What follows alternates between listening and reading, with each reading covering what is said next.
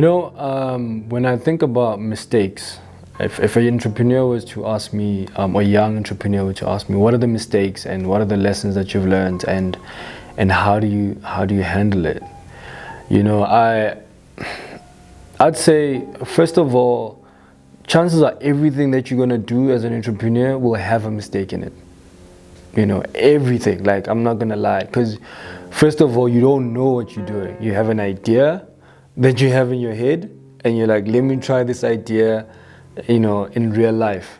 And in that act of trying that idea, you're gonna have so many things that are gonna go wrong, like that are unexpected, unforeseen. For instance, you might decide, I'm gonna sell at a stall, and you didn't bring, maybe you forgot to bring the right branding to attract people to come to the stall, or maybe you don't have the right table, or maybe but you fix it as you go along. Other mistakes, also because you don't know, and you don't know what you don't know, you'll discover them along the way. For instance, I didn't know what I didn't know about publishing, and so I made a lot of mistakes in the first book. But what did I do? I tried to fix it. And I tried to fix it, and then if I can't fix it anymore because now it looks like a repetition, I repurpose it, so that now it comes out as something else, but now I've learned the lessons and it's something better. The other one is doing everything by yourself. It's okay to start. In fact, it's necessary that when you're starting something that you're on your own.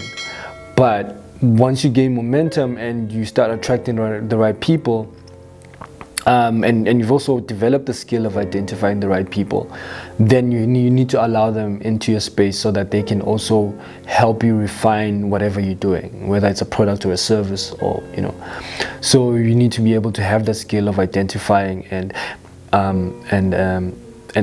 recruiting the right people to come and help you out. But yes, it isn't. But obviously, from the get-go, you might not know how to get those people into your space, or you might not be in a position to. So it's okay to start by yourself, but don't stay alone. It gets very tedious. It's heavy. Another thing is the mistake of getting the wrong people, to partnering with the wrong people. Partnering with the wrong people has a lot to do with you yourself, where you are, because if you're still young and naive, every partnership looks good because people always love promising things, but once you have worked on yourself, you start seeing things in other people that would stop the process from happening. So you'll see that this person has integrity issues, or this person actually does not have the necessary confidence or courage to go the whole way with you, or this person has got self-esteem issues and maybe they're hiding, behind some act, of I know what I'm doing, but you can see that there's issues, So, and that comes with you knowing yourself and being able to then open up to the changes and the developments that you need to do. So if you are willing to do the developments and do the changes, then you want to find people that are willing to do the same, because then you grow together. You can't work, if you are that person that is always fixing yourself, you can't work with somebody that's not willing to do the same for themselves, because then they will be your downfall. They will slow you down. So the mistake, I guess the mistake also that I've seen other entrepreneurs make also as an extension of that, is that they don't realize that our businesses are a reflection of who we are, so they don't do the necessary internal work so that the business reflects that. The way you interact with your customers, the way you interact with, your ecosystem. And it affects the business. It affects how people talk about you. It affects how people have reference to working with you. So some entrepreneurs think business is just an exchange of money, but actually business is buying people. You're buying personalities, you're buying characters, you're investing. If somebody's buying my book, they're investing in my future, they're investing, like I said, in my next meeting, they're investing in my journey, my success. Yes, the book is value in return for that money, but that person is like, I like what this guy is doing. So even if I don't read the book, I might read it one day, but even if I don't read the book, I've just put my money on a character that I like. So it's important for entrepreneurs to work on themselves. So I'd say to a young entrepreneur, if you want to have a good business, be a really good person. The other thing is preparation. It takes a while to get to a point where you can just wing it. It takes a lot of preparation. The best artists, the best speakers, the best. They are people that have put a lot of preparation and practice. I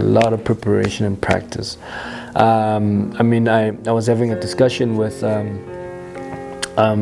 podcast team, and they were telling me about a podcast they just recorded, and they were saying, they were comparing, after my first podcast, they were comparing that podcast to what, and they were like, yours was just seamless, and the other one, there was dead air. There was a point where the conversation was no longer, structured. It was all over the show. Like, there was a point where they didn't even know what the conversation is about, and I could easily identify that those guys didn't prepare. They don't prepare. They just don't prepare. And another thing is putting yourself out there. Putting yourself out there. But that's what I did with Conversations Over Coffee and Art. So I find that other entrepreneurs don't put themselves out there. Putting yourself out there, for me, Conversations Over Coffee and Art was a live event. I had to be on point live, because if not, people are gonna get really tired and leave the place, because it is on a Wednesday evening. They could rather be at home watching TV or reading a book, or most of those people are from work. But I had to learn how to keep them engaged. So from the get-go, one of the very important things was keeping people engaged in real time. No cuts, no edits, nothing. That was practice. Now I'm hosting CoCa again as a podcast. All that skill is now coming to save me, from finding myself in a situation where I look like I don't know what I'm doing, or I look confused. So I'd say practice, put yourself out there, practice. The other mistake that entrepreneurs make is the money needs to come now, or where will the money come from? I can't do this because I don't have money. I can't do this because I don't have funding. I can't do this because I don't have equipment. I can't do this because I can't. Listen, you're not an entrepreneur yet. If that's your story, you're not an entrepreneur yet, because entrepreneurs identify that we have none of these things, and the question that they ask is, now, how do I bridge the gap? Do I get somebody to partner that has what I'm looking for and I can offer some value to them? Do I use alternative methods? Do I change the game completely? Because that's another thing. If you don't have, for instance, I've never had funding to publish my books, but I published.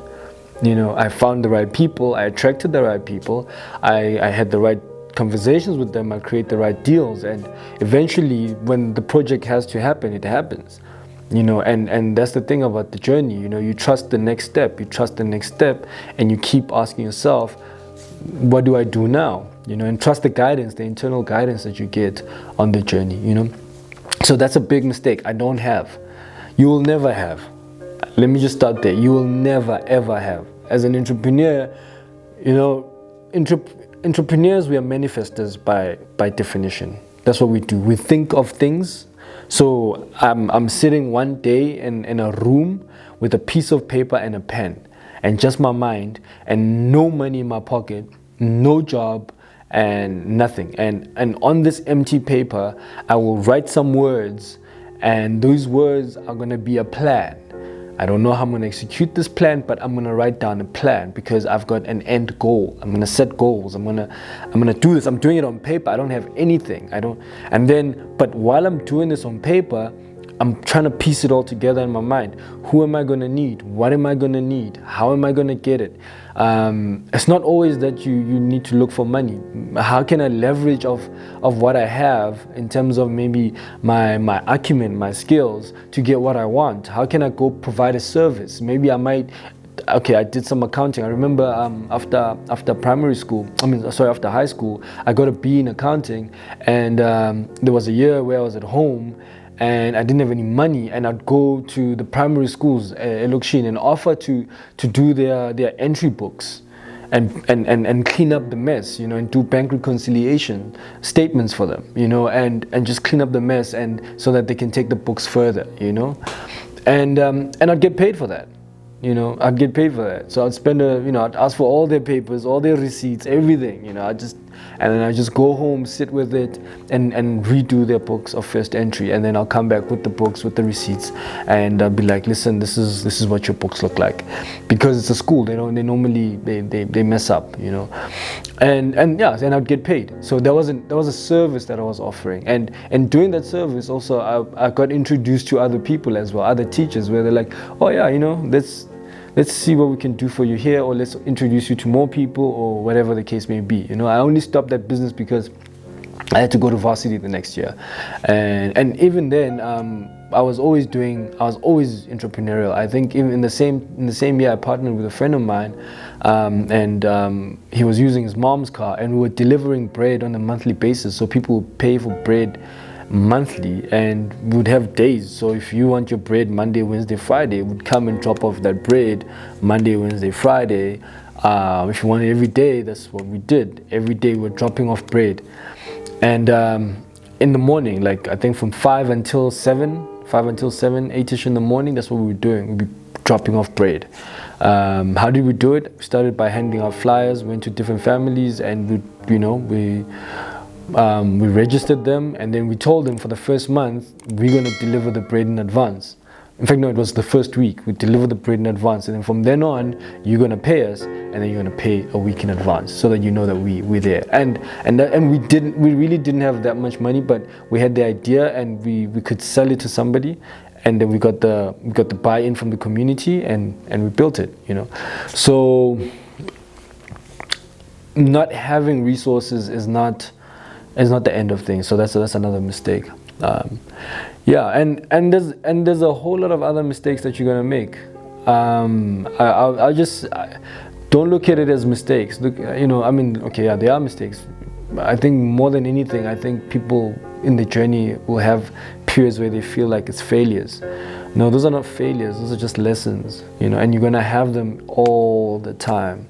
Just get used to being disappointed. Just get used to disappointing yourself, and also get used to finding a solution. So bounce back real quick. Accept this is what happened, I can't help it. Bounce back real quick. If there's something an order that you're supposed to execute and something goes wrong, touch base with the client really quick. Yo, listen, there's this that happened, I'm trying to fix it, please give me some time, I apologize. They know as well, they've been here. A mistake that entrepreneurs will make, will keep quiet until it's too late, and because they're trying to fix things on their own, and they miss deadlines, they miss deliveries, and which affects the whole value chain. While if you could have just called them, they could have then maybe move things up so that it accommodates you. If you had talked to them, maybe they could have said, it's okay, we can send you one of our vans to come and help you. We could, because you're giving them information that is empowering. By withholding information of your failures and your mistakes, you're disempowering everybody. But by sharing your mistakes and your failures with everybody affected, you're empowering them to make informed decisions, and be in a position to save the situation. So yeah, that's just, and there's a lot more other mistakes. I think entrepreneurship is the art of making mistakes and fixing them, solving problems. And failures, identifying failures and turning them into success stories. And if you get that, and you're cool with that, then you're ready to be an entrepreneur.